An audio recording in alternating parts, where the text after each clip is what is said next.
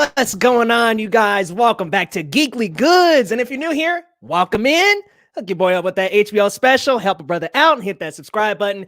Ding that bell and hit like on this video. If you enjoy videos on the latest in movies, TV shows, put a little sprinkle of anime and gaming in there for you guys as well. I see we got some folks in the chat. Zach Goller, Luke Ponto, Per Minded, Christian Knight. Guys, welcome to the stream. Welcome. Y'all, I've got some very special guests tonight, and I am so excited to have them on. Guys, it has been way too long getting them on the channel, so I'm so glad I have them on tonight. But first, I'm going to introduce my regular co-host, my man with the gaming hot takes on Twitter. Let me tell you, man, this guy be giving me Nintendo shit all the time, man, all the time. But I love him. He's a regular. He's the usual. My man, Christian. What's up, bro? How you doing? What's going on? Baby, we back for another GG and Friends. What episode is this? I don't even know. I think 4 or 5. I really don't know. 5. One of them. We did Star Wars last week. I think it was 4. Oh yeah. Well, I think so. I think something like that. But y'all, yeah, something. I'm like, what episode? But y'all, we no man of the night. Little technical difficulties on her end, but we do have some excellent special guests, and I got not one, but 2 this time for you guys. Now, my first guest is a multi-talented master, y'all. Let me tell you, this guy knows food, he knows sports, he knows all things geek. I'm talking Star Wars, Marvel.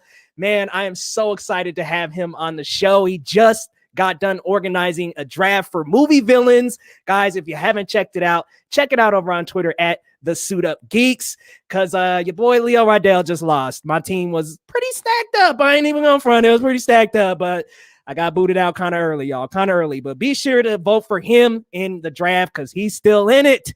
I'm talking about my man, the content director of the Pain and Lines Network and co-host of the Suit Up Geeks, Deibs, Mr. Crockpot on Twitter. What's up, bro? What's up, man? What's going on, dude? It's an honor. Thank you. It's an honor. Nice to meet you as well, Christian. Bro, it's good to have you on. It's good to see you. Gonna talk about some Venom tonight and a little bit more, some Captain America, Bad Batch, man. I can't wait, bro. I can't wait. But you're looking forward to Venom, aren't you? All right. So, like, no joke. I actually enjoyed the first Venom, and I'm a little optimistic about the trailer. So we'll get into it. All right. Hey, man, look, I'm cautiously optimistic. I'm heading in with a little bit of joy. I'm like cautious, but I'm heading in with a little bit of joy. Now, our next guest, guys, man, let me tell you guys about Gabe. This guy literally, he be making me laugh all the time. One of my absolute favorite writers.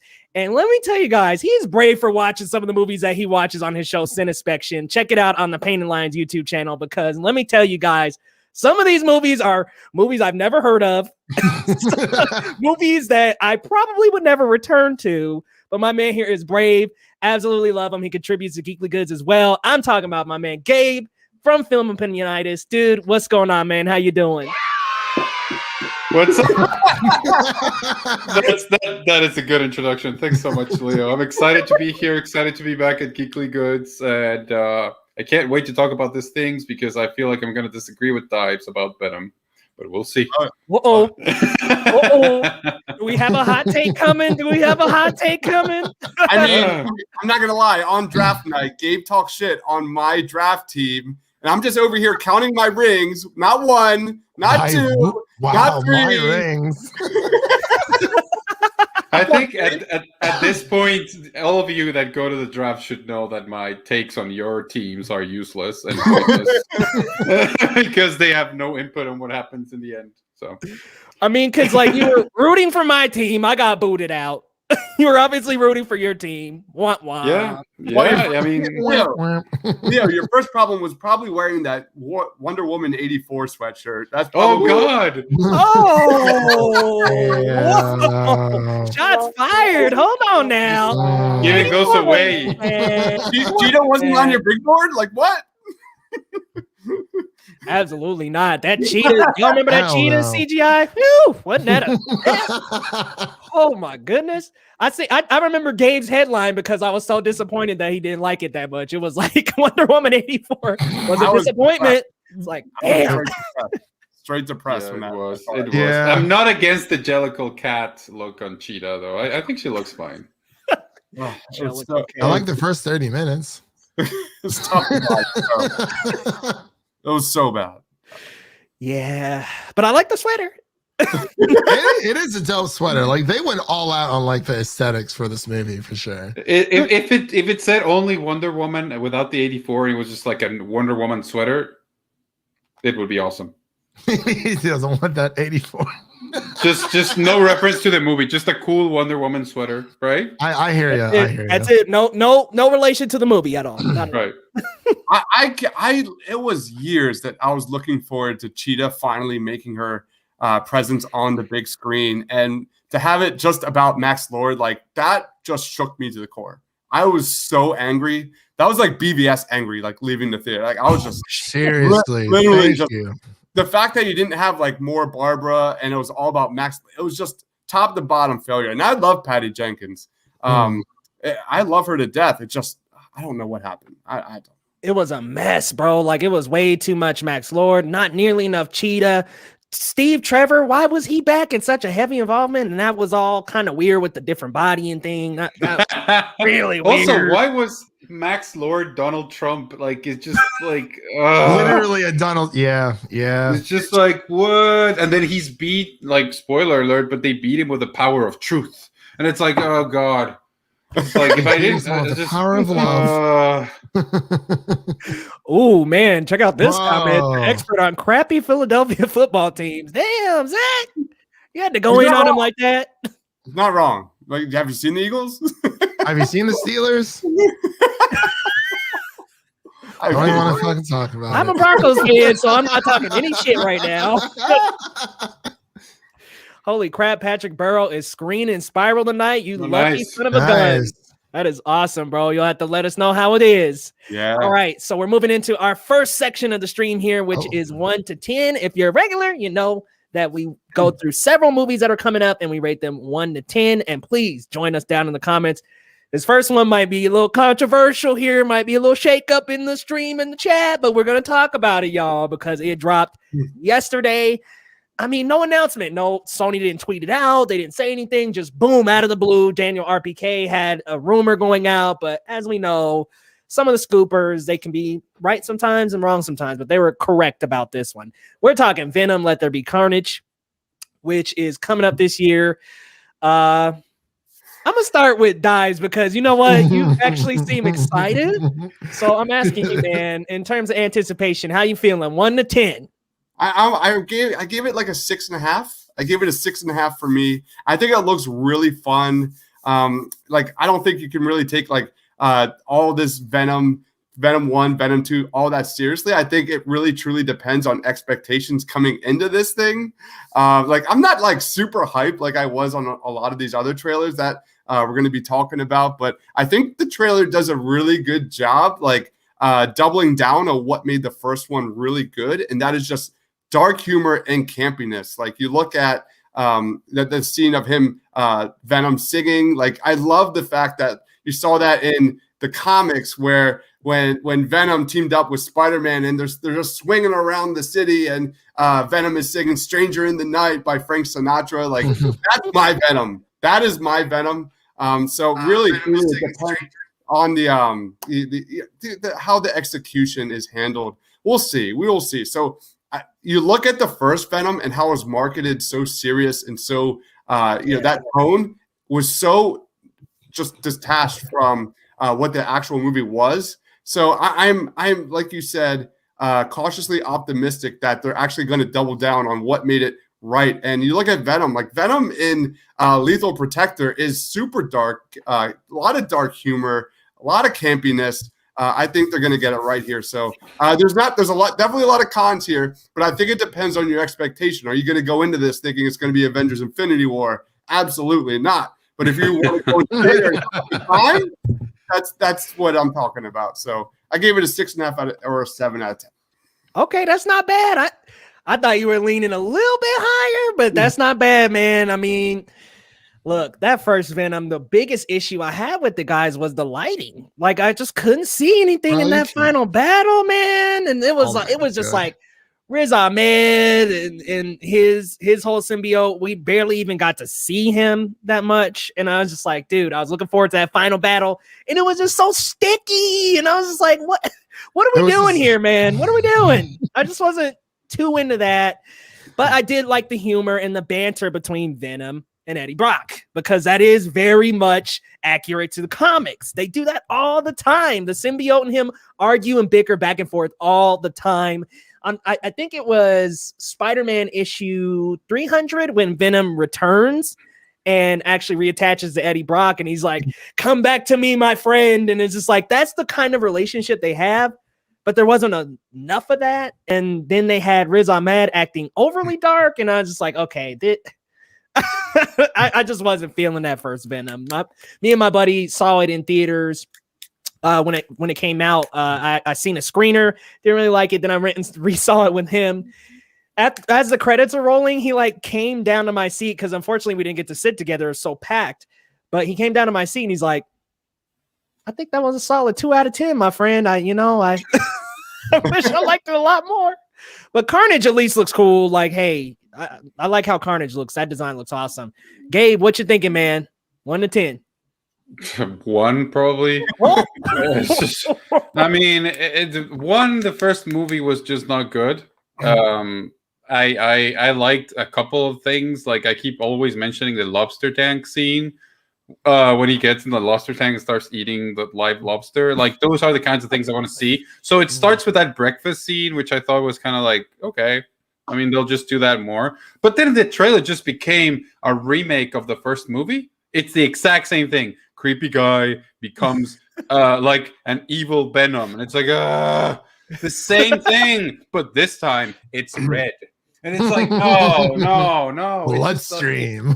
It's just ridiculous and stupid, and it's just like they don't know what they're doing. I don't care at all about this thing. I wish it didn't exist, because I wish we would have a Spider-Man movie with Venom and Carnage in it, and that's the one, because it's just like, if this, I mean, we'll talk about this, but if this ends up being in the Marvel Cinematic Universe, I want to see these characters show up and fight Spider-Man, because otherwise this movie is pointless, stupid, and bad. 1 out of 10. But hold on. Okay, you give it a 1 out of 10.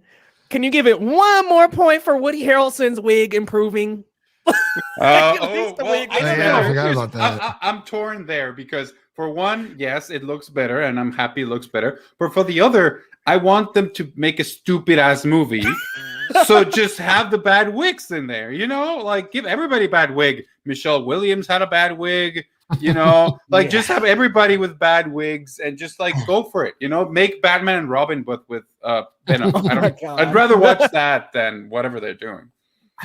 Like, knowing Gabe, like, you love good bad movies, and I don't understand why you don't like Venom. Like, Venom is like the ultimate bad but good, cringy, one-man show kind of movie, and I'm so shocked that, like, knowing your taste, like it doesn't make sense.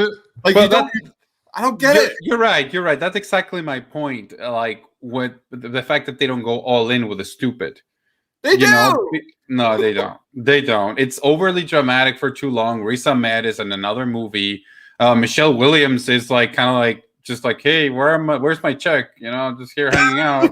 Like, I feel like every time they ended a take, she was like, line, just like having somebody feed her the lines. Like, if they want to do a stupid movie, I'm 100% in. Bring me like a Nicolas Cage Ghost Rider. Bring me Batman and Robin. But they don't commit. Like, do a stupid movie. But they are too afraid, so they kind of like make it, it's like scary that he's a prisoner or whatever. I don't even know. I watched it once, and I was like, I don't want to watch this ever again. Like, you are, the way you're talking about this kind of reminds me of David Harbour's Hellboy. Like, no, would you say that was worse than Venom? No, I think that was better. At least it has some like crazy violence, and it was really, really bad. And the thing is that with a good bad movie, it's got to be entertaining. And I don't think either Venom or Hellboy are entertaining. Hellboy! That Hellboy was man. I walked out of the theater. Really? Yes, I did. I couldn't. No, You were one of the 20 people that did because nobody watched the thing. I couldn't do it. I was like, man, what the fuck am I doing here? Let me go home. I'm wasting my evening at the movie theaters with this. Oh my god, that awkward moment when you wish you were watching Zombieland Double Tap over Venom 2. Seriously, because that was a good Zombieland movie. was great. That was great. Yeah. Christian, 1 to 10, where you at, man? I'm sitting at like maybe like a 3 out of 10. Like, I mean, I love Venom, I love Carnage, but this, I mean, it's like they didn't show a lot, which is good, but they didn't show a lot, which is also bad. So it's like you haven't really got me, invested into this universe. I really wanted to like the first Venom. I couldn't do it. I watched it once in theaters, and then I watched it once at my cousin's house because we were all trying to find something to watch. And they haven't seen it. I'm like, yeah, like they're like, should we watch? I'm like, it's worth at least one watch, like 100%. So they said it was like, okay, whatever. They were kind of pointing out stuff, but like, I mean, like, yeah, it just didn't really do anything for me. I don't think that Willie Harrelson should be playing Cassidy Butch. I'd much rather have like Jesse Eisenberg or just someone younger. It's like Larry said last week, is you're gonna have this like, how old is Woody? Like a 66-year-old man flipping all over the place. Like, what is this? I love Woody. I love Woody. His co-star in like 20 movies. Yeah. Right? They were Now You See Me. Yep. Zombieland. I mean, I love it within the first movie. I did like the dynamic between, how we had Tom Hardy also play Venom, but like this one, it doesn't seem all that different. And like, they're like, "Ooh, it's connected to the MCU." I'm like, can y'all just give the rights back to like Marvel, please, for anything Spidey? I am tired. Unless it's anything Spider-Verse, keep that going 100%. But like everything else, just please, just give it back to Marvel. I need some good Spidey content, like outside, some good Spidey villains here. I'm still riding on a train. I'll admit it. I'm still riding on the Spider-Man 4 over Amazing Spider-Man. They should have just went Spider-Man 4. Yeah, they should. Well, there's a deal where it was like, they have Sony has the film rights to Spider-Man, even though everyone in the world thinks that like Sony just owns Spider-Man outright, which is not true. But it's a part of their deal, selling the film rights to Spider-Man. I think they had to make a Spidey movie every 8 or 9 years or something like that. Yeah. So they're like, oh, we got to do the Amazing Spider-Man, basketball looking. So I was like, oh my god, just give me my Bruce Campbell as Vulture, man. That's what I was like, dude. I want that. I want it so bad, and we'll never see it. Oh, was that who they were talking like? Yeah. Oh man, that would have loved that. I really hope he's in Doctor Strange, right? Oh yeah. I mean, like, if they're going to make this Venomverse, that's fine, but please do not connect it to the MCU whatsoever. This is like the weird. This is like Frosted Flake cereals, Frosted Flake like cereal with like the polar bear on it instead of Tony the Tiger. It's the great value brand. Exactly. It's the Walmart brand of like Honey Nut Cheerios or Frosted Flakes. Hold on. Sometimes them great value brands are better, man. Let me tell you, them Cheerios are better in the great value, bro. That's very true. They have like more of this like weedy texture, man. I've had too much of that. No, but okay, Carnage looks awesome. I give it to them. Carnage looks great. A little hard to see from the trailer, but I saw like a high res pic of it after, and I was like, oh, okay, this looks pretty dope. The arms, like the color, the scale, the size, it looks awesome. It looks like Carnage. And Woody Harrelson does feel like Cletus Cassidy, even though he is too old. Let's be real. Like Jesse Eisenberg, I was like, if he wasn't Lex Luthor, make him Cletus Cassidy. But they went ahead and went with 60-year-old Woody Harrelson. But I mean, he has that personality, that very psychotic, belongs in a straitjacket type of personality. He was obsessing over Eddie Brock when he came back. Oh, I've been waiting for you, Eddie. I'm like, this is very Cletus Cassidy. Like, it is actually pretty on point. And Carnage does look awesome, but part of me almost wished that the only part of Carnage we saw was the claw. So that cut right before we actually see like the full suit. I almost wish we would have just got the hand, but I understand they got to get people excited. Man, did we have to see it, man? Could we have waited for theaters, bro? Like, no. Like I want them to like shit back. Yeah. So. You like we delay. That's true. Like I wanted like first 20 minutes in this movie. I want Carnage. Let's go. I don't want to wait. I do want Carnage to go bang, bang, bang, and like let's get this story rolling, and hopefully an appearance we'll talk about later. Oh, it is PG-13. Tyler's right. Yeah. I forgot about that. I just don't know. I mean, I agree. Look, Carnage looks great. I mean, the look is great. But number one, it's not too hard to make Carnage with today's technology. And number two, he's just a red Venom. Yes. Yeah. He looks good, but Venom looks good too. That's my biggest con of the trailer is that if it is true, everything we learned that it is not connected to the MCU, the fact that we got Venom 1, symbiote versus symbiote, and then Venom 2, the same thing. Does anybody else have issues about that? Yeah, that's weird. Man, like, there's no Spider-Man. It's like, how do you have Venom without Spider-Man? Exactly. Bring it back. Well, guess what Venom 3 is? We're going to re-roll the tape and bring in Screech. No, it's so cheap when comic book movies keep doing this over and over again. And even some good ones like Iron Man or Black Panther, where the villain is just the good guy with a different colored suit. It's like Black Panther did the same in the end, which was weirder because he had been just, Killmonger had been Killmonger, and then in the end he just wears a Black Panther yellow suit, which was just like, and then the same Iron Man 1 and 2 had the same thing, and then this one's especially when it's CGI versions of something, so there's no people involved in the climax. It's just Gabe, I think we're on the same wavelength. We really want Spider-Man, dude. Like, yeah. I agree with Gabe. Like, honestly, this movie series desperately needs Spidey. Real quick, I want to say hello to JoJo from Flicks and Comics. What up, girl? Good to see you. But I do think this desperately needs Spider-Man. It's like these are Spider-Man villains and anti-heroes as part of Spider-Man's story, and Sony is really trying to piece together this Spider-Man universe without Spider-Man. We still got Morbius on the way. We got Venom 2 coming, and I'm just like, I'm not even excited for Morbius, to be honest, because there's no Spider-Man. You even got Vulture popping up in the trailer. I'm like, okay, what are we doing, y'all? It's like for real. Where are we going? It's like they're teasing as part of the MCU, but it's not. But it is, but it isn't. And I'm like, this doesn't make any sense. Like, none of this makes sense. It's like they're trying to, like, I can't say they're trying to ride on the coattails of the MCU because like those films are nowhere as good, but I just don't know what they're trying to do, and they're not being transparent. And if they are, they're doing a really terrible job at explaining it to people.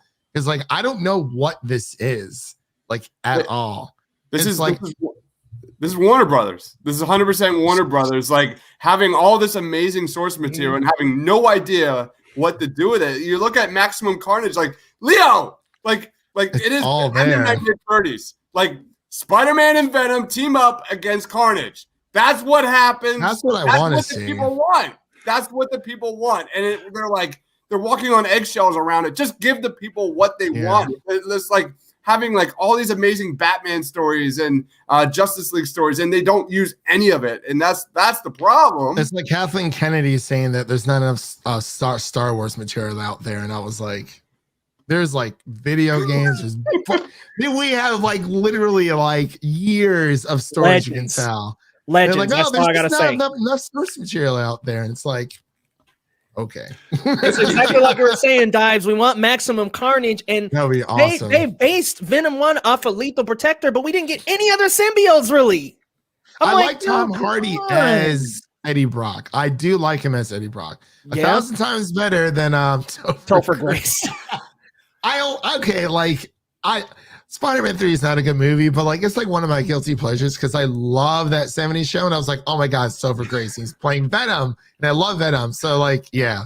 But Come on, man. Topher Grace, though. Yeah, No, I know. I was young and naive, man. Back in the day when it came out. I had it on bootleg, so I think we were all fooled, Christian, because like when Venom showed up, you were just like, Venom is finally in a movie. Yeah. And then you didn't think about how stupid he was. I got older. Although that line about the spider sense is pretty good. Right? Yeah. Oh, my spider sense is tingling. That That is a funny line. I mean.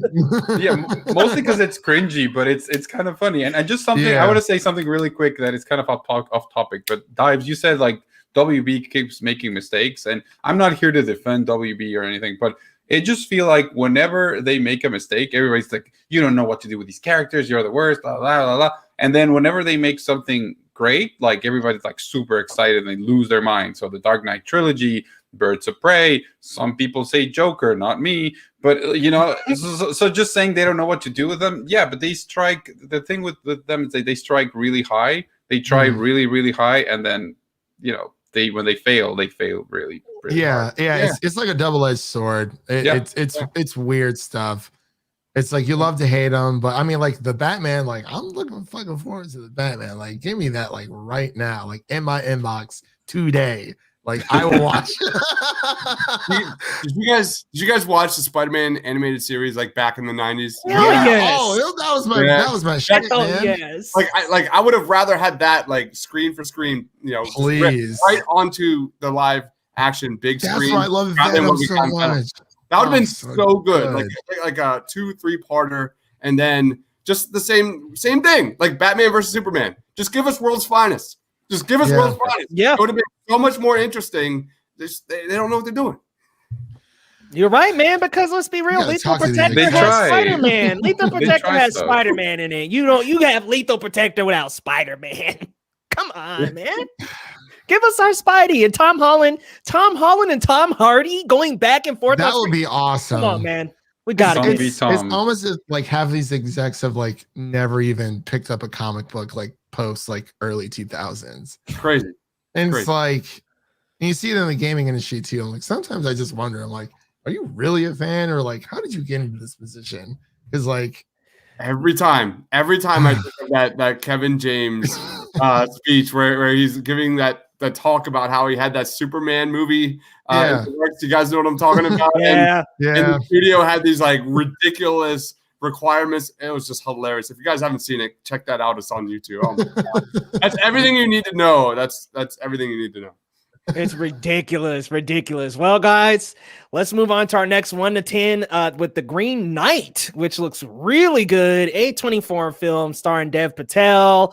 Looks like this kind of Arthurian legend type film where he's like the title character, the Green Knight, and he has to take on some kind of like forest monster or something along the lines of that. It's Groot. It's Groot. Yes. Oh man, not Groot though. Groot's friendly, bro. Like we want to kill Groot. But it looks really good, guys. I mean, I got like a shot list here that I found on Twitter, but I don't know if we'll be able to see it too well. But let's see.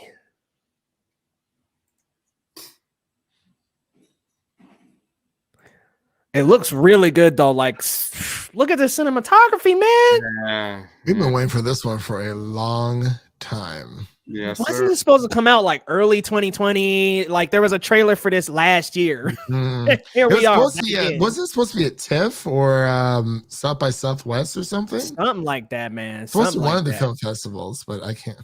Gabe's head's gone.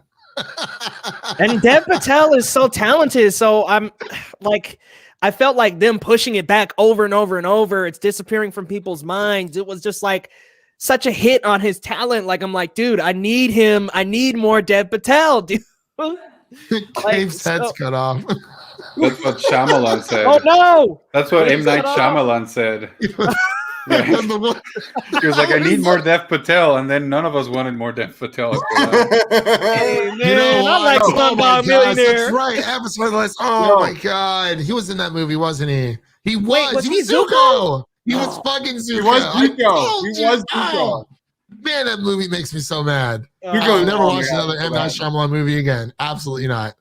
You're not. Well, no, his newer movies have been. I think the majority of his movies have been great. Yeah, Have you- Slid. I did like, was it Signs? I think I did like Signs. I think it was Signs. Sixth Sense, Signs, Sixth Sense, yeah. Unbreakable, Have you seen Split. Lion? Unbreakable was Lion? good. What's up? Have you seen Lion? No, I haven't. 100% must see. It's probably my favorite movie of Dev Patel. Way better Really? than Okay. Slumdog Millionaire. Yeah, it's about him like he's a lost boy trying to find his way back to the village. It is so intense. Lion. It came out in like 2016. Okay. Half Yeah, I of it. remember it was nominated for Best Picture and everything, and I hadn't either. I still have it, or I've had it in my Netflix list for like 4 years. Like I really want to watch it. I just Damn, it's keep on forgetting. Netflix for 4 years. Damn, it was Either nominated for was. Best Pick. I ain't even heard of Yeah, this. Nicole Kidman's in it, and right, Nicole Kidman and somebody else. So Yeah. he was adopted by Australian parents, and it's about Right. him like confronting his where he came from and trying to meet his parents. It is so well done. It is really emotional, just an absolute gut wrencher. Just really, really Okay. watch. Really, really. Gonna have to check will. that out. Netflix need to do some work and get that back on the platform because they losing steam, y'all.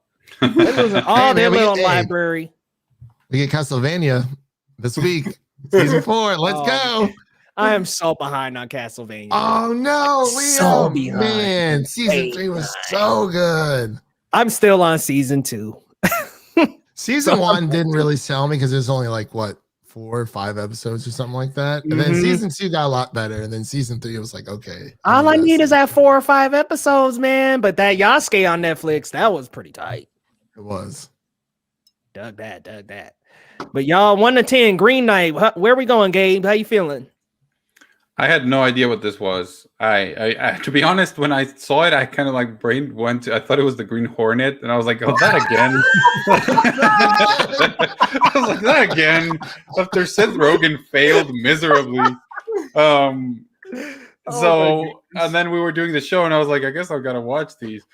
So I did. It looks amazing. It looks great. I mean, I have no idea what it is. I don't need to know. I'd rather go to the theater not having any idea. The only thing that kind of shocked me, it's like they have like a title card, like from visionary director, what's his face, and I was like, oh, who the hell is that? And then I looked him up. He's just some guy. Like, he hasn't done anything. He's just some guy that did like a couple of movies that nobody watched. And I was like, okay, so I guess that's what we're doing now. But it looks great. I mean, I'm excited. I mean, right now at 10 out of 10, I would definitely watch that. Dude, I mean, that's somebody's favorite director. Somebody out there loves that guy. His mom, maybe. I his- don't know. I looked up his filmography and I have not seen not one movie. Right, exactly. It's just movies that you're like, what? Like that came out. Like I mean, There was something with Old Man and the Gun with Robert Redford. That sounds pretty tight. I mean, I'm Haven't you guys sure. seen it? It sounds cool. I'm sure somebody watched it. Are we talking about David Lowery? Yes. Yeah. David Yep. Lowery. No, Peace Dragon. Peace Dragon is so good. Oh, I've never man. heard of Peace Dragon. I watched Dude, the animated Pete's Dragon, the musical No! one. No, it's No, the new one that 20 people watched, I think. dude. Dude, I'm just like giving you. Gabe's facts, over here man. spitting Yeah, facts. I'm giving you facts. Watch Lion. Watch Peace Dragon. It is terrific. Okay, If you I want to will know, have both. if you want to realize like there's fantasy elements in Peace Dragon, if you want to know why you should be hype about this, watch Peace Dragon, man, because he makes you Okay. care about this ridiculous looking CGI, stupid looking dragon, and he sells it. He sells it. So if you got the fox, you got all this stuff happening. They got giant monsters. Well, Robert Redford is in it, so I wonder if Robert Redford is like his muse. You know, he's just like Yeah. Maybe. just put him everywhere. Which I mean, respect, man. I mean, he's the man. Hell yeah. So good actor to collab with. Christian, where you at, man? 1 to 10? Let's go. I'm at a 10 out of 10. I love like the Arthurian, this, I guess, period piece fan. Like I'm a sucker for like high fantasy stuff. Like Yeah. it looks so freaking good. I am 100% on board. Like I want to see this in theaters, like right off the bat. Like I don't even want to like request a screener for it. I just want to go in and just enjoy. Very, very excited. Dave Patel, he's been making some good stuff. Like he was in Yesterday. The beat, like that was like surprisingly good. Yeah. The David Copperfield, I started watching it and then I kind of just lost interest, but like that's weird because I like period pieces and stuff like that for some reason. Wait, was that him in Yesterday? Yeah. I'm pretty sure. Was it? No, it wasn't. I'm sorry. I thought it was like, wait, it was someone else. It was someone else. It's another guy. Yeah. Yeah, I'm sorry. My bad. Oh, you're good. But yeah, I'm very excited for the Green Knight. I think it comes out June 30th or July 30th, one of the two. I think it's July. Is it July? Let's see. Yep, July 30th. Okay, so we got that in Black Widow that month. Guys, it was supposed to come out. It was supposed to come out at South by Southwest in March of 2020. Yeah. Wow. That's crazy. Like right before the freaking pandemic, and just delay after delay after delay. Man, A24 kills it though with these movies. I don't think the only A24 movie I've seen that I thought was like kind of so was mid-90s. Every single other A24 movie I've seen has been That's how I felt about with Uncut Gems. I did not like Uncut Gems. Really? Dude, I loved Uncut. I love Uncut Gems. Here's an A24 movie that you probably haven't seen, Under the Silver Lake. With Andrew Garfield? Yeah. Yeah, What? dude, I love that movie. You watched it, Leo? So we gotta talk about it. Okay, we'll make John watch it and we'll watch it to inspection because I've been dying to discuss that movie. Like Rachel, my girlfriend, would just like never make me watch shit like this ever again. But I really liked it. It is. What's it called again? Under the Silver Lake. Under the Silver Lake. Okay, Lions Under the Silver Lake. That's how my wife. It is A24. I want to say, right? Yeah, it is. Or no, is it Neon? It might be Neon. I'm trying to. Let me look it up real quick.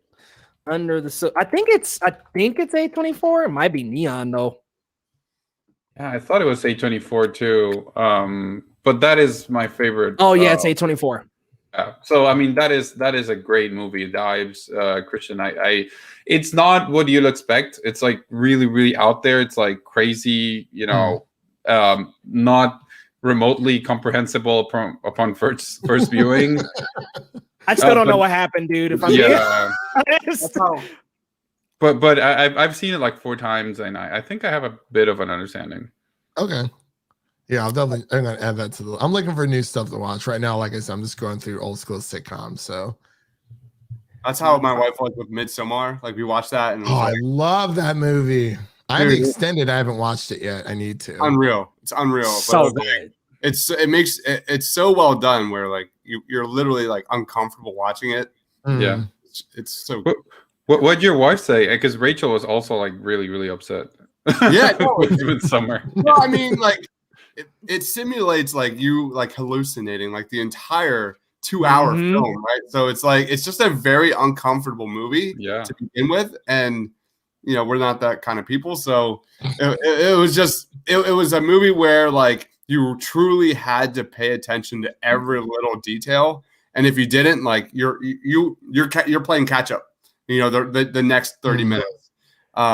It's a really, really well done movie where like it spills it out for you, but like if you're not like looking at every single scene, and it's beautiful, but I love it. I actually really, it was in my top like 5, I think, the year it came out.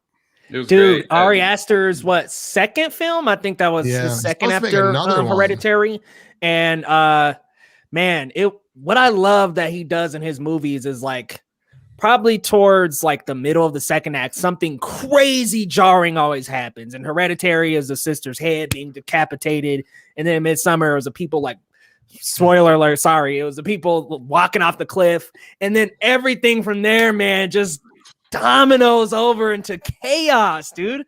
He does it so well, and this is so trippy. It's like, damn, I feel like I took the same drug as them. I think they were supposed to use like white bars instead of black bars originally. That's what Ari Aster wanted, but I think like they ultimately said no because it would have been like too blinding and whatnot. Like that would have been too much. Yeah, don't brighten it. Let's not walk out of the theater like, oh man, I can't see now. I'm on my way to get some glasses, y'all. Like, no, we good on that. Surprisingly great performance by the guy from Transformers, right? he was in Transformers 4 as the boyfriend. And it was like, oh, that guy sucks. And then he was great in this one. He was great in Sing Street. I don't know if anybody saw Sing Street, but I haven't. Oh my god, dude, Gabe, can we do a review on that, please? yeah, He's so excited. it's a good movie. Best soundtracks of all time. Yeah, for sure. The soundtrack, I listen to it a lot. It's great. Real? Okay, is it better than Shrek 2? Is it better than Shrek 2? Because that soundtrack is banging. Shrek 2 is like one of the best. Shrek 2 is Shrek 2 is better. But it's like legendary. Like Guardians of the Galaxy Volume 1 comes close, but I'm like, nah, Shrek 2 still has it. Like, so good. God, that is an unskippable soundtrack, dude. It is. Like literally every track's a banger. I need a hero. Right? Yeah. I was like, man. Gotta be strong. So good. So good. All right, let's move to our next 1 to 10. Those Who Wish Me Dead, which I was discussing before the stream. Angelina Jolie's like first like mystical, magical, Maleficent movie in a little while. But yeah, I mean, it looks to be pretty good. It's going to be coming out on HBO Max and in theaters at the same time. It's got John Bernthal in it, Nicholas Holt's in it, the dude who plays Littlefinger. I don't know his name, but man, what a cast. The premise looks kind of cool, but I was a little bit confused about like the flames, like were they alive or something? Like I was a little bit confused by that, but dude, it looks awesome that the little kid kind of finds her in the forest and they're trying to figure out what's going on with those flames, trying to get away from Nicholas Hoult and Littlefinger. It looks like a pretty good movie, man. Like I'm sitting at like a high 7.5, 8 out of 10 for this one. I mean, it looks really cool. The cinematography looks great. You got a great cast. Who's directing? I don't know who's the Taylor Sheridan. Sicario. He wrote Sicario. Sicario, that's right. That's right. And he was a writer on Sons of Anarchy as well. Right, and he did that movie. I never watched it, but they say it was great with Elizabeth Olsen and Hawkeye and Jeremy Renner. Wind River? Wind River? Yeah. What's the name? I didn't see it, but I heard it was great. I think it's Wind River. I haven't seen it either. Yeah, he's making a name for himself. Big time. What you thinking, Gabe? 1 to 10? This is another one that I had no idea what it was, and I started watching, and you know what got me? It's weird. I mean, it's just it's not going to make any sense. But what got me is when she looks up at the tower, you see that the tower is not just like a ladder. It's got like different like levels of the ladder, and just visually it got me. I was like, okay, that's an interesting looking tower. I mean, it's stupid, but it got me. And then I was just like, this looks great. This looks great. I will forget about the CGI flames, which I found to be very stupid. And I was like sold. And all of a sudden, Lord Peter Baelish shows up. And I'm like, yes, yes, give me that movie because Lord Peter Baelish is in it. And then Nicholas Hoult is in it too. But you're like, okay, man, that's great. But, you know, he's no Littlefinger. He's not of the Mockingbird house. So for sure, I mean, it's a 9 for sure. I really want to see it. Nice, dude. It looks good. It looks good. Dives, where you sitting at, man? Solid 9, man. Solid 9. Like, anyone get like those Laura Croft vibes when she like picks up the axe? Yes. Like that's everything I wanted out of that 2001 film. Like, where it's just tone, like. But you know what told me though? You touched on it, Gabe. Is that Tyler freaking Sheridan when he was when it showed? Because I like you, Gabe. I had no idea what this movie was until this morning. But Tyler freaking Sheridan, man, he did Sicario, and that's hands down some of my favorite films. He wrote those two, and I want to give a quick shout out to Johan Johansson, who did the soundtrack, the film score to the original Sicario, which is like this ominous, super powerful and emotional film score. If you haven't checked it out, really, really go check it out. But when you see the tone of this, it looks like Sicario through and through, top to bottom. That's what I'm all in. I'm really excited to see what this Taylor Sheridan guy can do directing Angelina Jolie and all these amazing characters like the Punisher. I feel like it's going to be a who's who in terms of like which cop is corrupt and trying to get this kid because the kid clearly has something they want. So it looks really interesting. I give it a 9. Dude, it looks good, bro. It looks good. Yeah. Ooh, who's corrupt? Oh Oh shit! What if? Okay, so what if Littlefinger is the one to save them all? John Bernthal. He won't be. That man cannot be good. He's always evil. Yeah. He even played the evil agent in what's the name? Bohemian Rhapsody, right? Oh my God, that's yeah. right. He did. Yeah. I don't know if you knew this, but he the same character who was a real life person was played by Rob Stark, the guy who played Rob Stark, Richard Madden, in Rocket Man. Nobody watched Rocket Man? Yeah. That's right. Oh, yeah. so Rob Stark played that same guy? That same guy in Rocket Man. He was a business agent in the 70s, and he's even more evil in Rocket Man. But what I'm saying is just all this to say that Littlefinger cannot be good. He was also the bad guy in those Maze Runner movies, right? He has that face, you know, like he's typecasted like there's some. If it's anybody, it's like boom, it's gonna be Littlefinger. Throw him in the Knives Out. We know who the killer is. Yeah, he's like Ben Mendelsohn. We need a villain. I'll just get Littlefinger. Just get Ben Mendelsohn. Like, yeah. You know? But do you want to be blown away? Do you remember the opening scene in The Dark Knight Rises, where there's a CIA guy and Bane gets in the plane? So Littlefinger is the CIA guy. Yep. Yeah, that's right. So with an American accent, and I'm doing this. You know, it's not his best work. Ben Mendelsohn's also in that too. Little fun fact. Yeah. Who? Ben Mendelsohn. Oh yeah. Playing a villain. You're pure evil, Gabe. That's very evil. The two typecast villains are in it. Littlefinger. Oh, man, I'm telling y'all, throw him in Knives Out. We got the killer. It's not Ed Norton. It's him. It's like, I'll take Littlefinger with the knife in the pool room all day. Well, bingo. Yes, but also at the same time, I don't want to get into the Last Jedi bullshit, but at the same time, this is directed by Rian Johnson, and he loves subverting expectations. So he's probably going to cast a good person again, like he did with Captain America. Spoiler alert, but right? He's going to get he's going to get Tom Hanks and making the villain, which is like, what? Tom Hanks? Like 30 years in Hollywood, never. Well, he has been a villain, but rarely. Have you guys ever checked out Videodrome, directed by David Cronenberg? Never heard of it. Luke Ponto has suggested it. Let us know what it's about, man. A little hidden gem sounds pretty cool. Videodrome, maybe some kind of futuristic video manipulation movie. Who knows? Let us know, though. Let us know. All right, guys.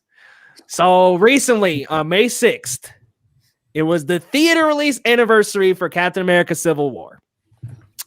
And every time it is that date, Twitter goes nuts, and it is instantly Team Iron Man or Team Cap. So I'm asking my panel here, which team were you on, man? First, wait, you know what?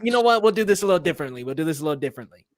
What team were you on going in, and what team were you on coming out? Deibs, I'll come to you first, man.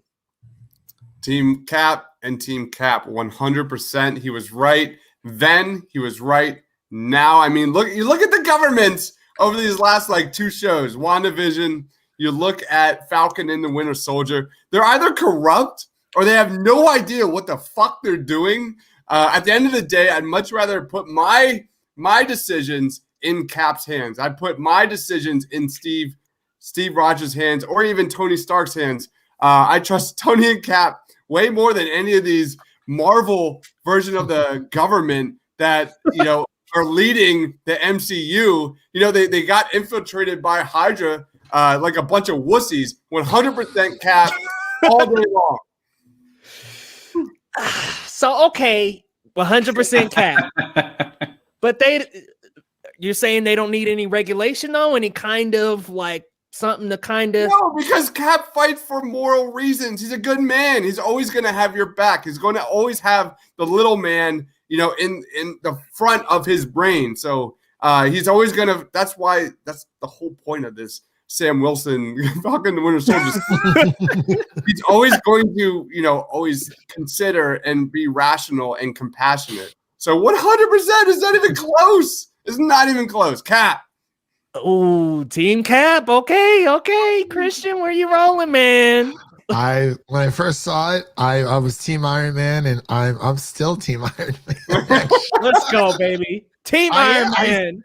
I mean, I definitely see both sides, but it's like I was just, I don't know, like I guess I would put my my life in Tony's hands when it came to that, something like that, and it's kind of like, during when those accords were signed, it's like, yeah, like during the beginning you would have to abide by the government and whatnot, but at the same time you have to kind of look at like how much damage has been done. And like, I mean, Tony had like a really good reason for, choosing the side that he did, because I mean, that's a lot of deaths on your conscience and whatnot. But I mean, who's to say that things were always going to stay that way? Because it's like, hey, I don't know, for X amount of years, whatever, you try the way of the government. It's like, hey, it's like, this isn't working. We need to, have our reins loosened a little bit so that we can go out and do what we're supposed to do. Like, granted, you're not going to be able to save everyone, but I love that movie so much. I've always been Team Iron Man. I do understand both sides, but that's just where I fall. Hey, baby, Spidey's on Team Iron Man, so you know where I'm going. We got the stack team on Team Iron Man. Let's go. But man, Tyler made a good point. Most of Team Iron Man is not even in the MCU anymore. That's true. That's true. Scarlet Witch. Well, one of them is very tragic. Scarlet Witch is there, but she's Cap. Yeah, she was Team Cap. She was Team Cap. Well, yeah, I mean, Black Panther, Black Widow, Black Panther. Yeah. Well, Black Panther's unfortunate, but yeah, exactly. That's what I was gonna say. Gabe, what team you on? Can I give a very annoyingly me answer?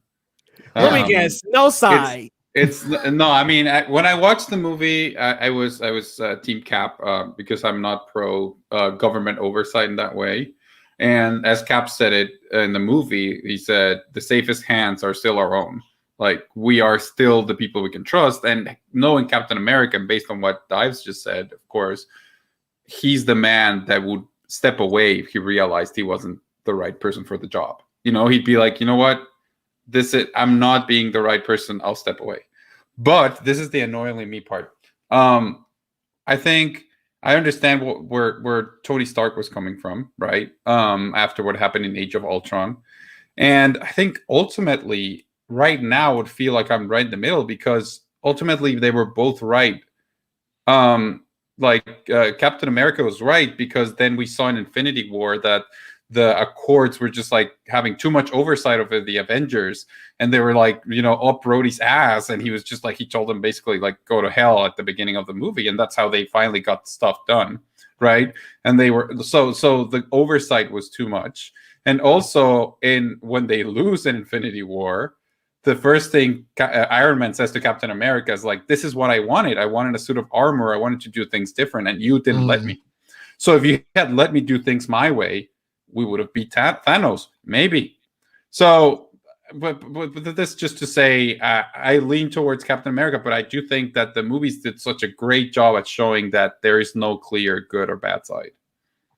I like that a lot. I like that answer. It's very gray, because that's really what it boils down to. Because it's like, like who is all, like, you can't really choose there. I mean, Right. It's fun to choose each side, but it's kind of like, who would have known that this was even going to happen? What happened between Infinity War and then Endgame, and Tony getting pissed and saying, like, this is, like you said, this is what I wanted. And right.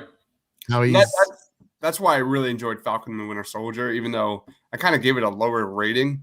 But like when you have the what makes a hero, what makes a villain, addressing those gray areas, just like I think for Star Wars, like what makes it really fun is when you talk about what makes a Jedi and what makes a Sith, and in that middle area is what makes Star Wars so much more fascinating. Ahsoka Tano touched on that in the Clone Wars. That's kind of exactly what we're talking about here, and I did really enjoy that. There's a lot of flaws with that show, Falcon and the Winter Soldier, but long story short, I like that. I like that there's no right answer. Yeah, it makes it more interesting for superhero movies going forward, because it's like, I mean, obviously, if you just have like a one note superhero hero out there, Luke Skywalker.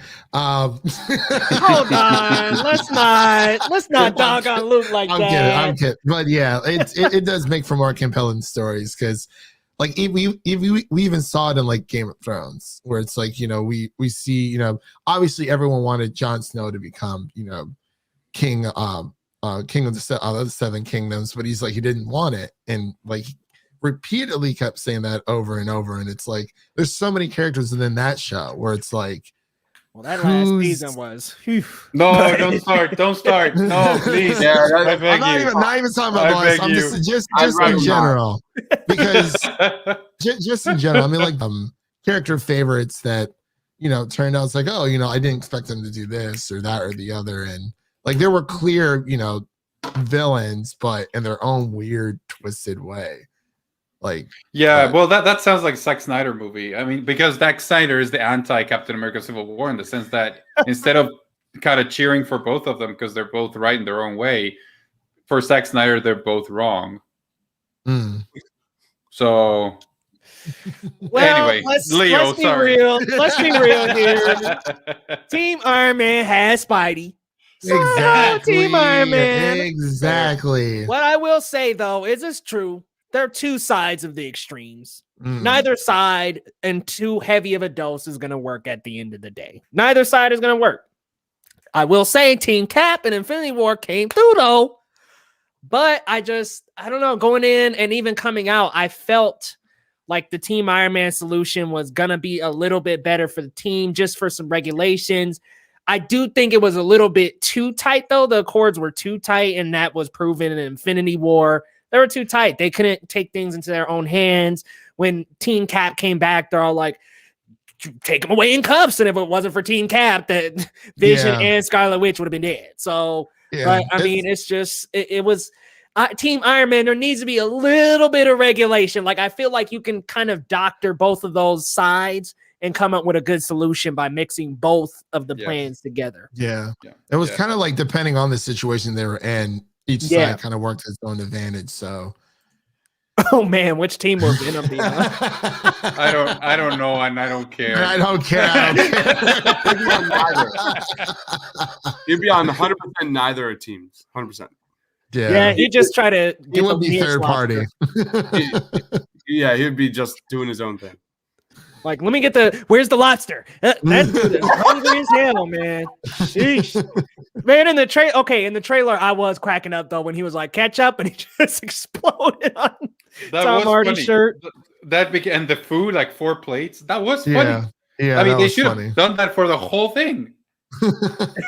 Anyway, we talked about the entire trailer. That could have been the teaser trailer right there. Just that, breakfast with Venom. Shout out to Blu-ray Angel on Twitter who edited together Chef Ramsay reacting to Venom, like cooking up that breakfast. I didn't see that. I want to see that. Oh, it's so well done. Chef Ramsay's just like, that is shit. What is that? What? How? It's great. What are you? An idiot sandwich. I love that so much. He's been going in on people. I'm like, oh, not want to be on that show. All right, so I just got a real quick question for the panel. Golden Globes got canceled for 2022. For those who don't know, the HFPA doesn't have any black members in it, and a lot of celebrities have been boycotting, saying that there definitely should be a lot stronger diversity in the HFPA by now. Tom Cruise actually sent back 3 Golden Globe Awards, and because of all this, NBC decided to cancel the awards just at the drop of a hat. I mean, it didn't even feel like there was really a thought process to this. It was just kind of like, well, you guys don't get your stuff together, we're going to go ahead and cancel Golden Globes until you get it together, because the HFPA said that they were going to, and they were going to include more black members. They were going to expand their diversity. However, they said it was going to take 18 months, and 18 months is pretty long, pretty lengthy. So NBC said no 2022 or further potentially if they don't get it together. So my question for you guys is this the end of award shows? Like, are we looking at, like, are award shows dead? Are award shows kind of getting old? I mean, the Oscars had 9 million viewers compared to last year. It had over 20.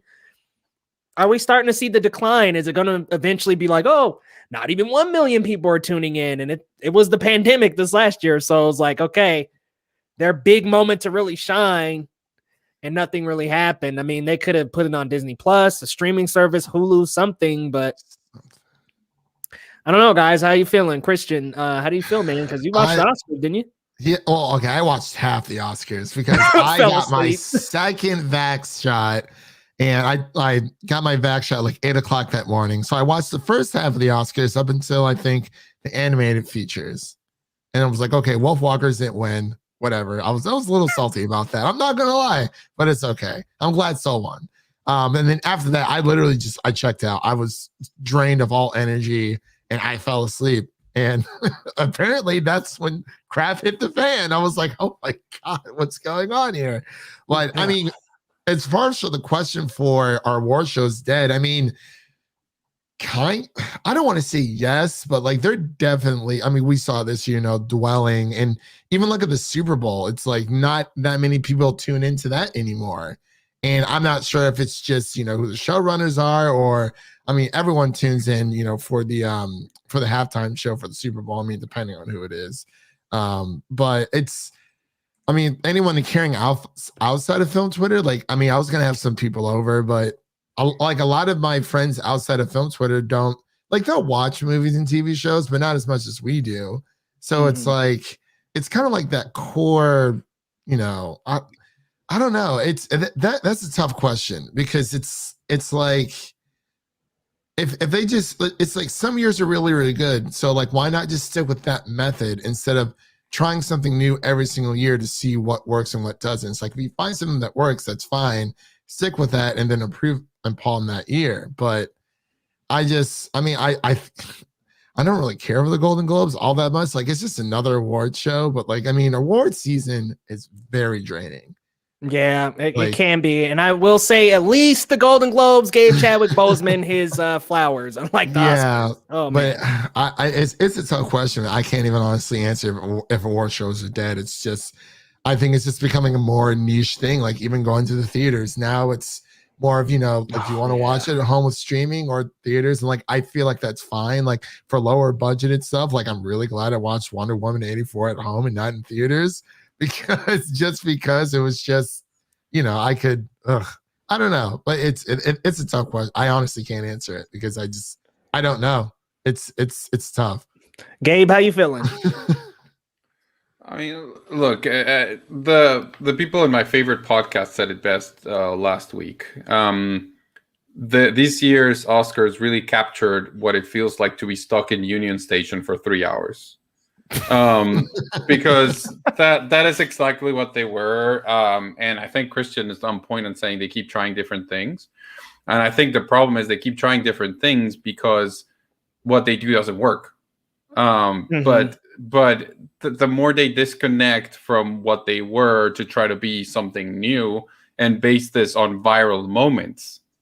Let's make this a viral moment when this happened, or when this other thing happened. Close shaking that booty. Let's make it viral. Exactly. Let's make it a GIF. And I think the excess, of course, was the Chadwick Boseman moment that backfired. Many actors have received posthumous Oscars, but this hadn't happened before because there was an order to the way you did things, and people that watched the award shows knew that best director was the next to last and best picture was the last, and here they just did best director like right in the middle, which is just like weird. So they try to appeal to like the viral marketing people, the Twitter mob. They're the Twitter awards. That's what I keep saying, and you're never gonna please Twitter. Never. There's always gonna be somebody that's gonna complain. There's like, if you give them too many minorities, the people that are douchebags are going to complain about that. If you don't give it to enough minorities by somebody's standards, somebody's going to complain about that. And they keep trying to appease that, and you're never going to find the balance to please Twitter, because that is not how Twitter works, right? I mean, and I think the fact that at this point NBC or any other of these companies finally grows a backbone and says, this is enough of no diversity in the Hollywood Foreign Press Association, when the ratings have plummeted to historic lows. It just, do they think we're stupid, like to think, oh, it's because they care about social justice? Or is it because the show is being watched by 20 people now. Like it's like, yeah, look at us. You know, we care so much about these social issues. Like, no, you don't. You're just doing this because right now it's not profitable to broadcast the Golden Globes. And to be honest, I don't think I've ever seen the Golden Globes. I watched that Ricky Gervais opening speech a few years ago, and that like other than that, I remember when DiCaprio won for The Wolf of Wall Street, and he was just like, yeah. Right, and I remember also when Ridley Scott won for The Martian, he was like, best comedy. Okay, you know, and that is what these awards were, and then they're trying too hard to appease somebody that they're never going to appease, and of course the ratings are dipping, and of course they're going to take this opportunity to say, look at us, socially conscious. Like it's ridiculous to me. It's very frustrating. Yeah, I mean, it's very well said. Twitter is pretty much applause. Yeah.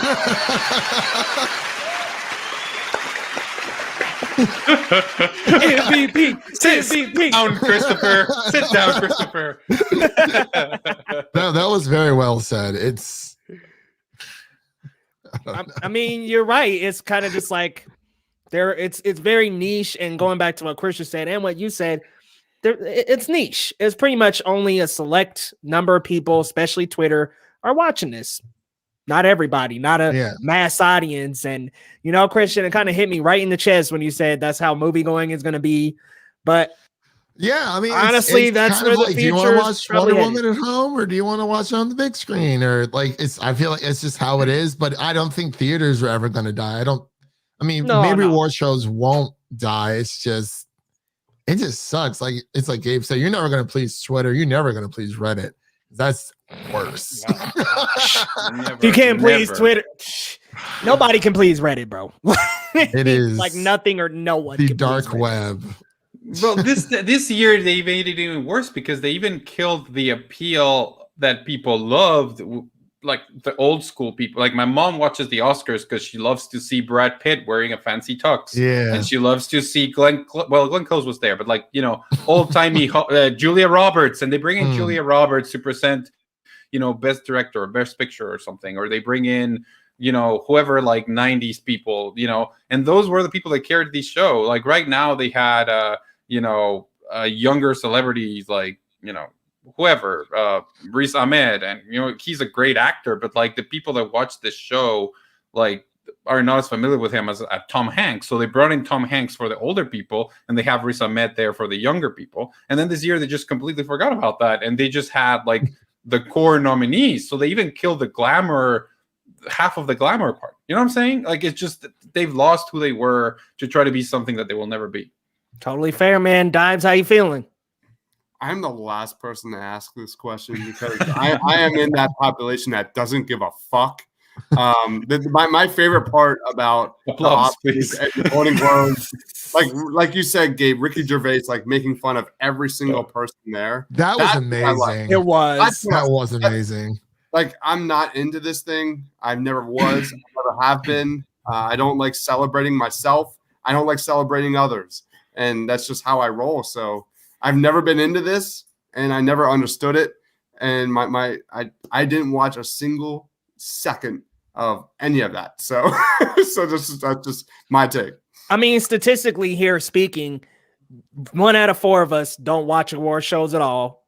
2 out of 4 of us didn't watch the Golden Globes. So it's like, statistically speaking, it's just like most people don't even watch these shows anyway. So like you were saying, Gabe, of course they would be like, yeah, nah, we're canceling it. Who cares? We're going to plug in reruns of Fresh Prince or whatever. We don't care. It's also about like the choices that they made. It's like, you're really going to give like what was it last year in the Oscars? Taron Egerton. Sorry. He didn't win like a single thing. I'm like, it's just for Rocket Man, bro. It's just like, do these Rami people Malek watch run these for movies? And it's well, I mean, that's the thing. That's the thing that I keep saying. Just, you know, us millennials, our instant gratification needs, and it's just we want the person that we like best to win. But we forget that the Oscars are the awards that never gave a Best Director Oscar to Stanley Kubrick. They didn't give a Best Director Oscar to Martin Scorsese until he was like 70 years old. What? Spike Yeah. Lee still doesn't have one. Yeah, I don't. Spike Lee He has doesn't have one one. nomination. Spike Lee doesn't have Spike one. Lee? Many of the biggest Orson Welles, I think he got one. It took forever for Leo one to movie. I don't think he has get one. one Forever too. for Leo. Those are because these awards are not made like kind of like who we like best. It's just people that vote, and when you have true like, it's not democracy, but when you have true like people just randomly voting, I mean that's why Crash won. It's just like, what the hell? How did Crash win? Well, because people vote, and just it's the system, and it shit happens. Shit happens. Yeah. And Samuel L. look what Jackson happened still with doesn't have one. Yeah, Sam that's Jackson, true. Tom Cruise doesn't have one. Like Brad Pitt won his first one last year. Like Amy you Adams start doesn't like have one either. like there's Glenn Close doesn't have one. I think Peter O'Toole lost like 10 times. I think. Yeah. And he And only Glenn got Close one. lost 8 times. Yep.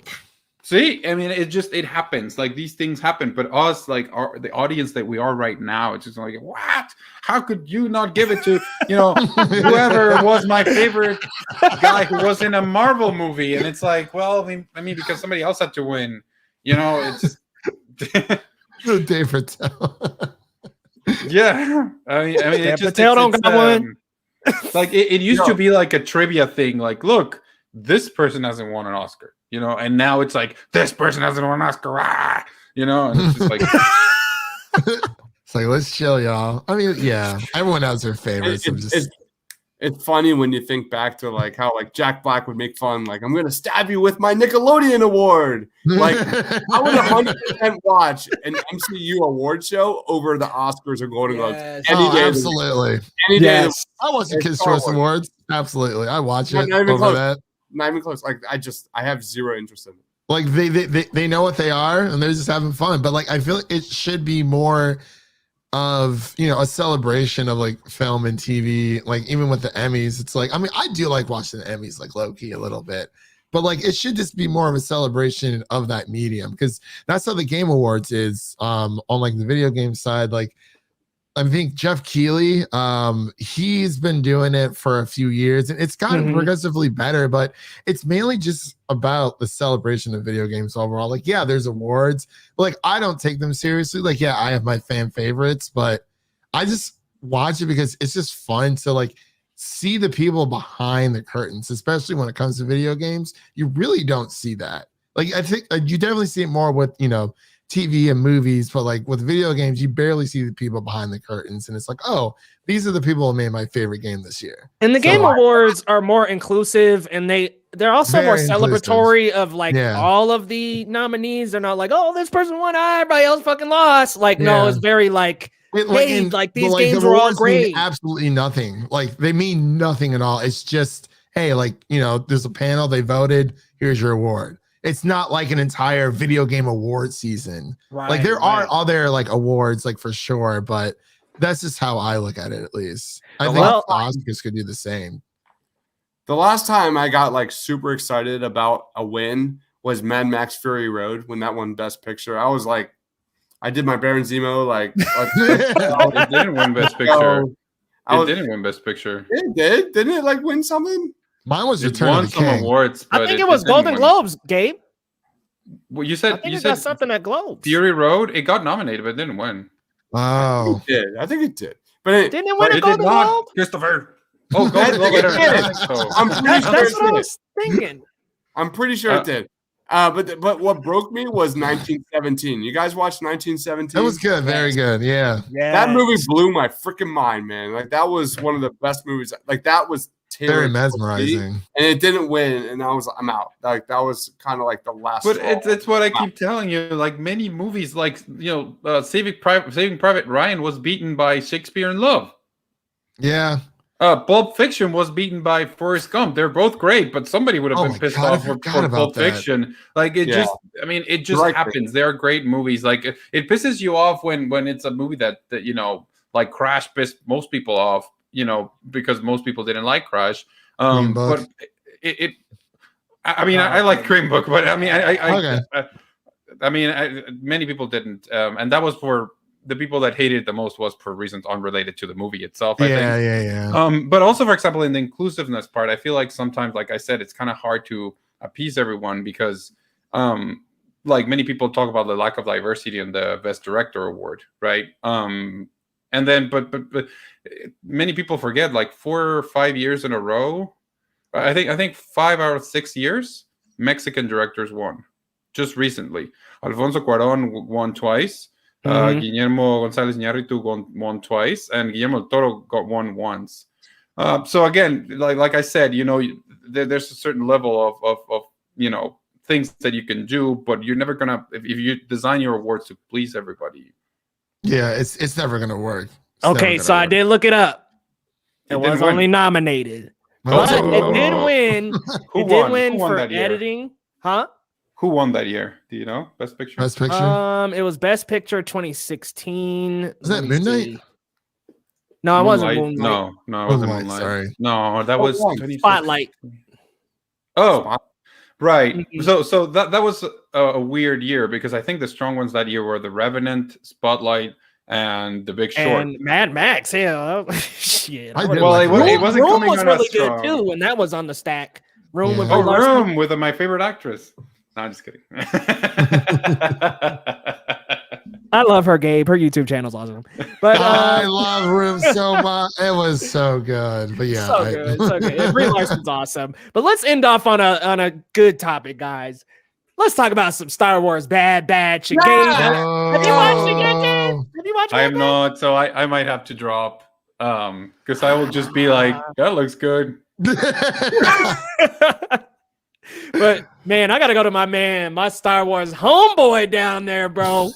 Deibs, how you feeling, bro? How are you feeling about the Bad Batch so far? I heard some people say the last episode was kind of boring, but I loved it. I love getting to see Cut and Sue. I'm like, okay, it wasn't Rex, but hey, like we got to at least see Cut.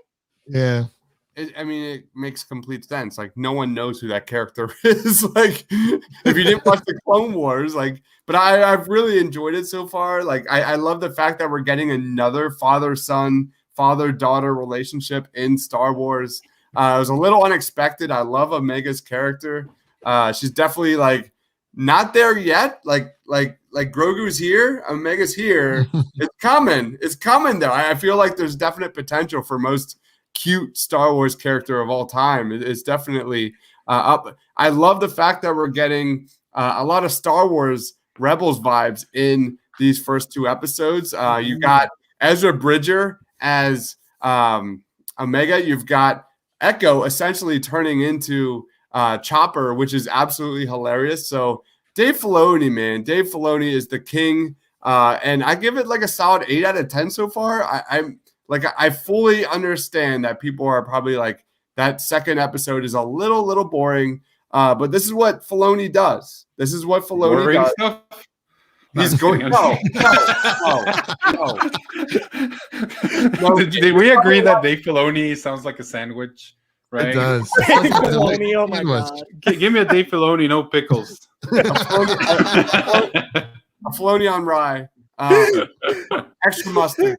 But I enjoy what they're doing. Is they're bringing character development back to Star Wars, which is something they have not done on the big screen. So that is a lie. That is a lie. Come on. I mean, well, here's the thing. Here's the thing about Star Wars on the big screen. It's such a big focus on the lore and the Force and the Skywalker family. This is actually exploring characters outside of all that, and you actually get some really brilliant character moments in these in the series, in Mandalorian and Clone Wars.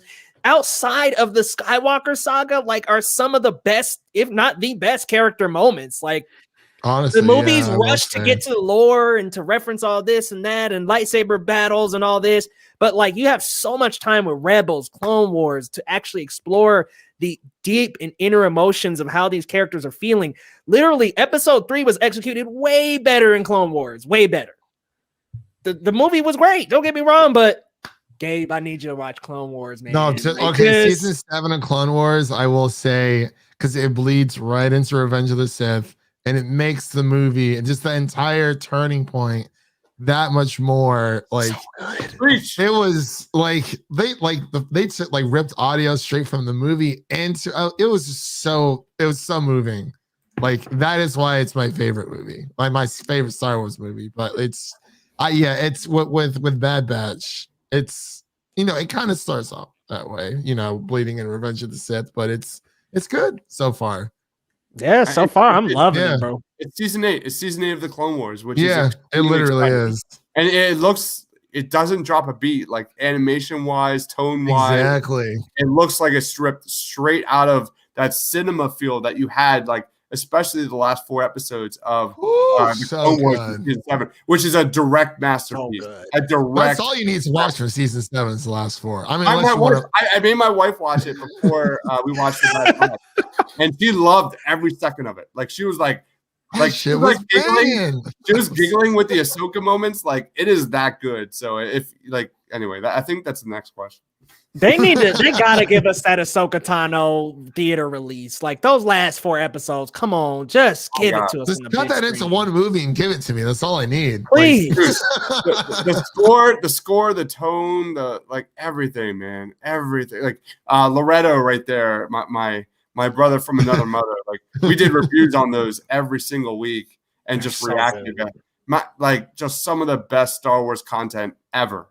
And we did a podcast on ranking Star Wars content. Clone Wars was number 1. So yeah, because it dives so much into it's like Leo said, it goes more into just instead of just Jedi, you have all these other characters you get to explain. Like, yeah, it can take a little bit of time. Like it's kind of like season 1 of Game of Thrones. Like, yes, I know a lot of people are turned off by it because it starts off so slow. But like the first season is so freaking good. It's like straight out of the book, 100%. And it builds up those character moments, and there's a lot of payoff later on. Yeah, there's definitely an investment required. If you're gonna watch the Clone Wars, you're in. It's not like Stranger Things. You can watch it or Cobra Kai. You can watch it like on a weekend. Like you gotta watch. I'm like, there are some filler episodes, and like there is like a chart out there where you can literally kind of just go through like the main story beats and still get the gist of the story. Like, well, actually, shout out to Loretto down in the chat, Marcellus Durden. What up, homie? He is actually going to drop a full-on guide on geeklygood.com, and we'll have a full-on just quick, easy episode guide. I'm thinking it's even shorter than the guide that's already out there, which is probably about probably 5 to 10 episodes a season on that guide. I think he might have a shorter guide to really get people into it without having to invest so much time, because Clone Wars is a lot of episodes, y'all. It's a lot. Seven seasons. The last season's the shortest season. Well, no, season 6 I think might be with the Yoda stuff. Yeah. And then 7 is the second to shortest, and then all the rest of them are 20 to 30 episodes. Yeah, around 24 episodes, something like that. So it's like it's long, but yeah, that'll be interesting to check out. I came into it late, and Loretto was the one that was like, dude, you got to watch Clone Wars. You got to watch Rebels. And I watched them all. And I actually like Rebels. I love how you're laughing to your own joke, man. Well said. I just never thought he would put it up. I never thought he would put it up. I'm putting you on blast, Gabe. That animation is beautiful. No, it's actually Disney money. It is pretty emotional.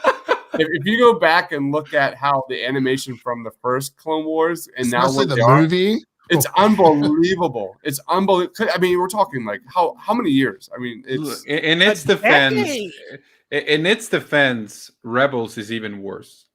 I will say I do prefer the animation style of Clone Wars over Rebels. Okay, I'll say that too, because here's the problem I have with Rebels. That was what I was getting at. The only problem I have with Rebels is them lightsabers, man. I'm like, what the hell? These things are like little toothpicks, dog. They're so skinny, but I loved that Ahsoka Vader battle in. Yes, that's Rebels. All I go back to. Oh, so good. As Clone Wars has better character development, 100%. The payoff, 100%.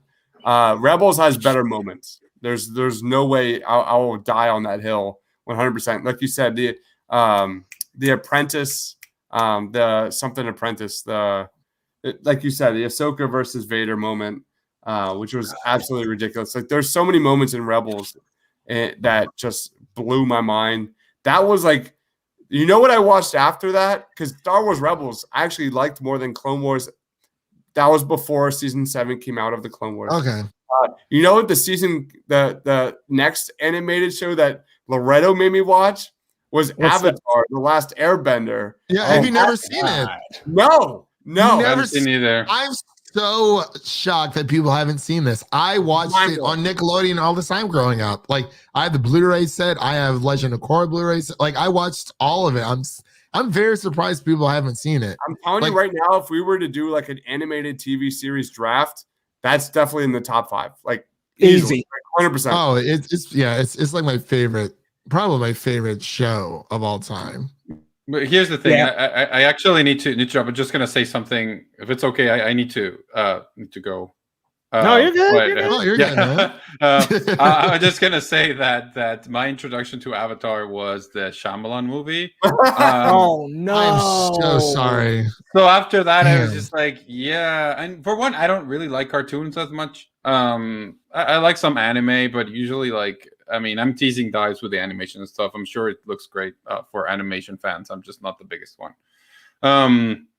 So yeah, I mean, the Bad Batch looks like pretty skippable for me, but for true fans, looks great. So I'm happy. Hey, he's honest. Real quick question: do we think that you need to watch the Clone Wars? I watched. Because you really don't need. You don't need to, but like, it enhances the experience. Thank you so much. Is he muted? No. I just didn't want to interrupt. I'm sorry. We really need to go. He goes. No, you're good, man. Leo, Christian, Deibs, this was great. Thank you so much, all of you. This was beautiful, and I will see you on Twitter. Next time. On Twitter, for sure. See you, man. Take care of yourself. Bye. You too. Bye. All right, that was actually our last topic. So on our way out, we usually just let folks let us know what's coming up on their channels. So Deibs, where can people find you, and what's coming up on your channels? Oh man, make sure you go follow my man Gabe. He is at Film Opinionitis. He does Cinespection. Follow my man Loretto. He is at Marcellus Durden. He is another one of my co-hosts here with the Suit Up Geeks podcast channel. We just started up our own podcast channel at the Suit Up Geeks, the Suit Up Geeks podcast. But man, I don't want to plug myself. I hate plugging myself. It's literally the worst thing ever. You can follow me on Twitter at Mr. Crockpot, but please follow Loretto, follow Gabe, follow Leo, follow Christian, and make sure you subscribe to the Geekly Goods YouTube channel and at Geekly Goods on Twitter. Thanks. Hey, my man, you deserve the praise, Deibs. You do such excellent work. What am I doing here? Here we go. Dude, you do such excellent work. So please, guys, if you're on YouTube, definitely go subscribe to the Paint and Lines YouTube channel, guys. I do great sports coverage around the clock. And do follow Mr. Crockpot over on Twitter. My man be dropping some delicious looking food plates, man. I'm telling you, every time I scroll and I see a Deibs plate, I'm like, oh. It's like I'm in a Studio Ghibli give me a plane ticket right now because I'm coming over. It's about to get a lot worse. It's about to get a lot worse. My boy is a chef, and he just bought a brewery restaurant. We're about to open that and drop some like dishes and videos on all that kind of stuff. So that's coming. Ooh, that's awesome. I can't wait to check it out, man. Seriously. Christian, where can the people find you? What you got coming up, bro? All right. So everyone can find us over at Film Optix. That is Optics with an X. Over on Twitter and Instagram. You can follow me personally at Music City Nerd for all of our latest announcements. And so we just covered the first 2 episodes of the Bad Batch. I don't think we're doing every single episode because it's running for 16 weeks. So I think this week we're actually going to be covering Woman in the Window coming up this weekend. But I actually might have to check out that Those Who Wish Me Dead as well. So we'll have to see. But yeah, for this week, dropping our podcast on Mondays. Look out for our Woman in the Window review coming up Monday. We want to give people, a chance to watch and whatnot. And that's pretty much it for us. But, thank you so much for having us on. And can't wait to, talk more nerd stuff later on. Hell yeah, man. It's always a pleasure. Deibs, it's so good to have you on, bro. I gotta have you on for the Cobra Kai predictions, man. We're going to do. You'll never seen that show. Come on, Christian. It's- Come it's- on, it's man. It's not that I don't want. I'm deep within this, like going like within Dragon Josh, man. I'm just enjoying myself right now. I don't have a Hey, I lot of don't stuff to blame you. watch, but I definitely have to, like, I'm gonna check out Lions for sure. Under the Silver Lake. I got some new stuff to watch. You need to watch Moana, by the way, Leo. I know. And Big Hero 6. He's like, I don't even know what's happening right now. I was just assignments. you haven't seen Moana? Nope. I haven't seen Big Hero 6 either. Dude. All right, anyway, Moana's like a top 5. It And- really, God, it's Really? good. No, it's good. It's good.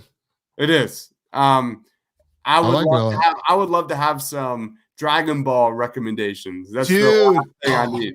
So one thing I need here, I need Dragon Ball recommendations. That's my next show to deep dive into. Oh, dude. Okay. We So got you. are you going to start with DBZ or are you going to start with like the OG Dragon Ball? Because like that is very critical. I would suggest starting with DBZ. Start with Yeah. DBZ, then go back to Dragon Ball, then any other series there. Just Because if don't you do start at GT. Dragon Ball Just kidding. Christian, it kind of gets like Yeah, I know. I it's love Game Dragon of Ball. Thrones. It's kind of like Game Yeah. of Thrones season 1, but even worse because Yeah. it just takes a while to get into stuff. Start Yeah. with Dragon Ball Z, man. Yeah, I mean that's what America. That's what we were in general just exposed to first. We were exposed to DBZ, and then everyone's like, "Wait, like there's this big, other side of Goku when he was a kid." So Yeah, there's a prequel series because like Dragon Ball, technologically speaking, it's like the plot starts with Dragon Ball, then goes into Dragon Ball Dragon Z. Ball but Z, yeah, Dragon Ball Z is the way to start, man. I think so for sure. Yeah, that's a good point. It's phenomenal. But y'all, if you're new to Geekly Goods, be sure to hit that subscribe button. And coming up on the channel, got a lot that kind of came in a little bit last minute. So bear with me, but Army of the Dead review is coming this week. I'm actually watching that right after this. Spiral review potentially coming up this week as well. And then Those Who Wish Me Dead and Woman in the Window, guys. Like I said, everything just kind of toppled over last minute. And HBO has not been too gracious with their screeners, but they decided, hey, Those Who Wish Me Dead, we're going to send it to you. So now that I have these things, there will be some reviews, guys. So stay tuned this week, you guys. And if you're new to the channel, like I said, hit that big red subscribe button down below, y'all. Of course, any other trailers that come out, there will be a reaction for those. I didn't get around the Green Knight, unfortunately, but Venom 2, that trailer reaction's up. And any other that come out this week that might surprise us, y'all, stay tuned. Y'all know there's going to be a reaction. But guys, thank you so much for coming. If you're new here, again, I know I keep saying it, hit that subscribe button. Come on back next Tuesday. We do this every single Tuesday, guys. So come on back to the channel and we'll see you next time on Geekly Goods. Peace.